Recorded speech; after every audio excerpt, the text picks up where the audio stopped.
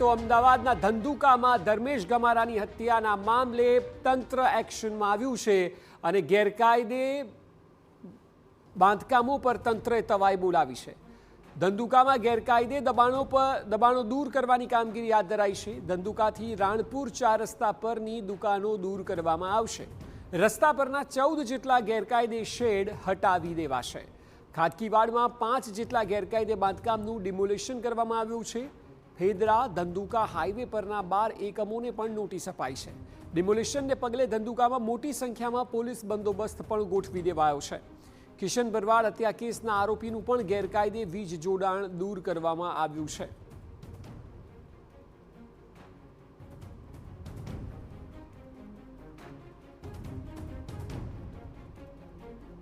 તો મળતવાડામાં એક પાકા મકાન પર હાથ ધરાયું છે ડિમોલેશન. ગૌવંશ કેસના અભરામ ઉર્ફે મુન્નો મસ્તાનનું ઘર તોડી પડાશે. અગાઉ તેના ઘર પાસેથી 20 ગાય પોલીસે મુક્ત કરાવી હતી. આખું મકાન ગેરકાયદે હોવાથી તેને તોડી પાડવામાં આવશે. આ અગાઉ ઘર પાસેની જગ્યા પર પણ ડિમોલેશન કરવામાં આવ્યું હતું.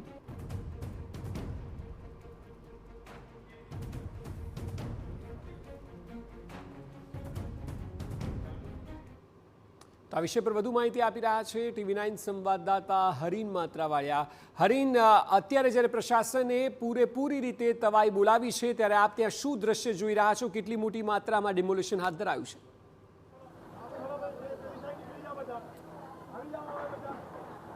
બિલકુલ, જે ગૌ તસ્કરીનો મુખ્ય આરોપી છે અને અભરામ ઉર્ફે મુન્ના કે જેનું ગેરકાયદેસર બાંધકામ છે તે અત્યારે તોડી પાડવામાં આવી રહ્યું છે. હું આ દ્રશ્યો બતાવવા માંગીશ કે ચુસ્ત પોલીસ બંદોબસ્ત વચ્ચે આ અભરામ છે તેનું આ જે પૂરેપૂરું પાકું મકાન છે તે જે ગેરકાયદેસર રીતે બાંધેલું હતું તે તોડી પાડવામાં આવ્યું છે. પહેલાં જે બાજુનો ભાગ હતો કે ત્યાં પણ તેણે કબજો કર્યો હતો અને ત્યાંથી 20 જેટલી ગાયો છે અગાઉ તંત્ર દ્વારા મુક્ત કરાવી હતી અને તે જગ્યા છે તે ખાલી કરાવી હતી. હવે અહીં નોટિસ આપી અને તેમનું જે આ મકાન છે, પાકું મકાન છે, તે અત્યારે તોડી પાડવાની પ્રક્રિયા છે તે હાથ ધરવામાં આવી છે.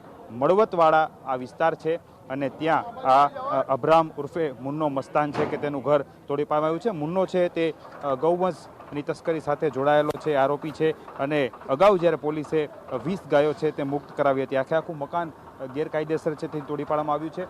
મહત્વનું છે કે ધંધુકામાં ઓવરઓલ બધા જે આરોપીઓ છે અને સાથોસાથ જે અન્ય ગેરકાયદેસર મકાનો છે અથવા તો જે દુકાનો છે, શેડ બાંધેલા છે, આ તમામનો સર્વે કરવામાં આવ્યો હતો અને તમામને નોટિસ આપી ત્યારબાદ તબક્કાવાર જે છે ડિમોલેશનની કામગીરી હાથ ધરવામાં આવી હતી. અને તેના જ ભાગરૂપે અગાઉ જે છે 5 મકાનો તોડી પાડવામાં આવ્યા હતા.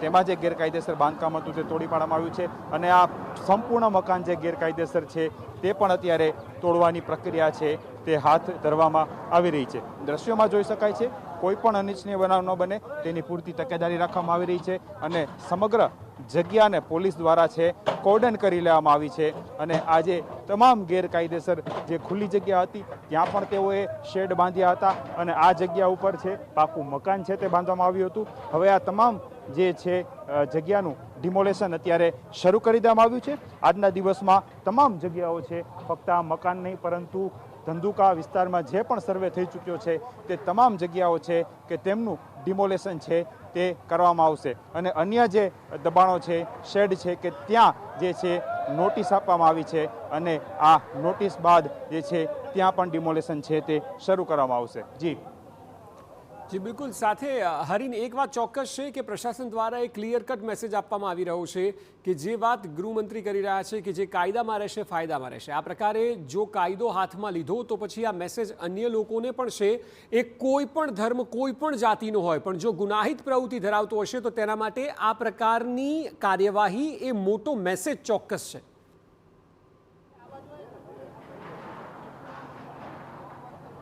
બિલકુલ, આ દ્રશ્યો ઘણું બધું કહી જાય છે અને અગાઉ પણ જે વિસ્તારમાં ડિમોલેશન હતું ત્યાંના દ્રશ્યો પણ ઘણું કહી જાય છે.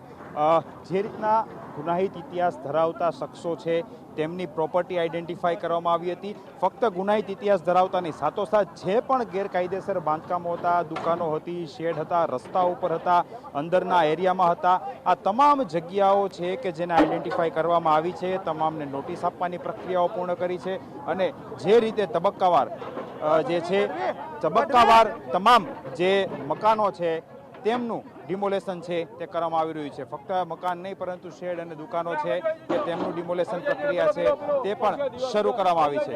સમગ્ર ધંધુકાને પોલીસ છાવણીમાં ફેરવાઈ દેવામાં આવ્યું છે. વિસ્તારને કોર્ડન કરી દેવામાં આવ્યો છે. કોઈ પણ અનિચ્છનીય બનાવ ન બને તેની પૂરતી તકેદારી છે તે રાખવામાં આવી છે. પરંતુ વાત આવે કે કાયદામાં રહેશો તો ફાયદામાં રહેશો.